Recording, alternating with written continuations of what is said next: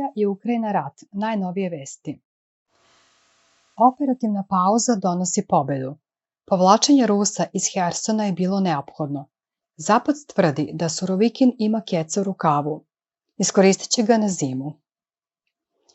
General Sergej Surovikin, komandant ruske vojske u Ukrajini, namerava da ispravno iskoristi moguće zamrzavanje ukrajinskog sukoba.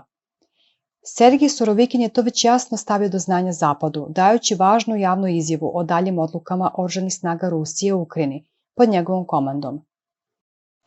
Ruske trupe će izaći iz zimske operativne pauze, veoma izmenjene. Napredne formacije će dobiti novo naoružanje, bit će pojačane mobilisanim vojnicima i dobrovoljcima. Rusija će stvoriti novo utvrđenje, pre svega na levoj obali Dnjepra, na granici Donjecke i Luganske narodne republike i na granici sa ukrajinskom okupiranom Harkovskom oblasti, rezimirali su autori.